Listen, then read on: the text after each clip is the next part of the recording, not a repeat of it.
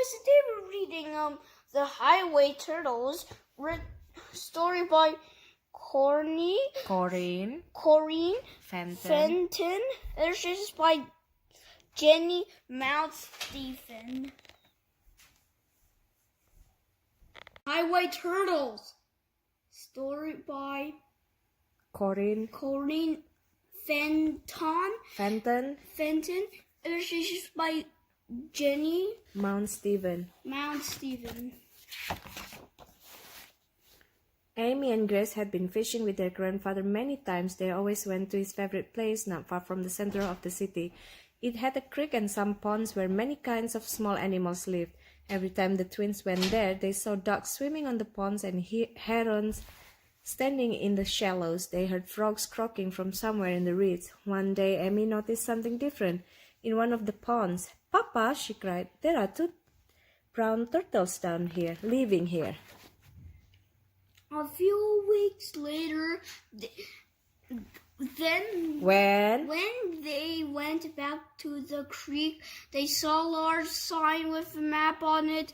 "A highway's going to be built here," said Grace, "right by our fishing spot." "What will happen to the animals and birds?" asked Amy. Won't they be frightened away?" "This will be a wetlands area," replied Papa, reading from the sign. "It will still be a home for the wildlife." He pointed at the map. "You can see where the highway is going to be built beside the creek and the ponds," he explained. "There's a very good chance that the wildlife will stay here for a long time." "Oh, good," said Amy. "Now let's go and look for our turtles before it gets dark." As the girls walked toward the pond, they saw one of the turtles moving slowly up the bank, not far from where they were standing. "Where is it going, Papa?" asked Grace. "She could be going to lay some eggs," answered Papa. They kept very still and quiet and watched the turtle. First of all, she dug a hole in the bank with her back legs. Then she laid some eggs and covered them with sand. Adik read. "Papa said to the girls, those eggs will hatch in about 2 months. We'll look at the nest whenever we come here."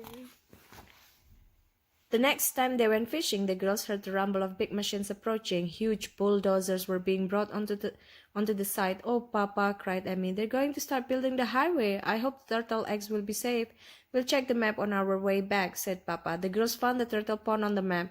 "It's all right," said Papa. "The nest is a long way from where the machines will be working." One afternoon, they stayed later than usual. As the girls went back across the footbridge with Papa, they looked down at the creek and the ponds. Work had finished for the day on the highway side, and the big machines were silent. Suddenly, Amy gasped. "Look," she cried, "there's a fox!" A fox was sneaking out of the bushes, quite close to the turtle's nest.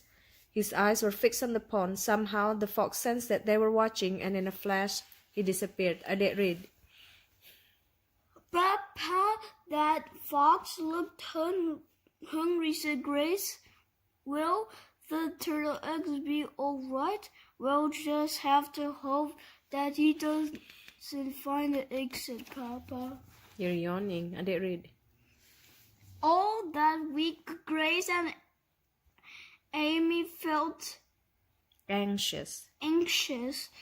They kept thinking about the fox. Would he discover the eggs? The turtle eggs. On their next visit, the twins ran ahead of Papa. They went straight to the turtle's nest. It had been disturbed. There were broken eggshells and some little holes in the sand where the nest had been. Grace and Amy were horrified. "The fox did find the eggs," cried Grace. They stared at the empty nest. When Papa arrived, he stopped to look at the edge of the pond. The twins crouched down beside him. Suddenly, Amy pointed. "Look at those tiny turtles in the water," she cried in excitement. "They must have hatched out of the eggs, so the fox didn't eat them after all," said Grace. "But how did they get into the pond? Baby turtles always find their way to water by themselves," smiled Papa. So cute. "I know." I did read. The highway was soon finished, and although there was some traffic noise, the wildlife stayed in the wetlands. Grace and Amy went back Went back there. Went back there many times with Papa, and the turtle pond was always her favorite place. The end.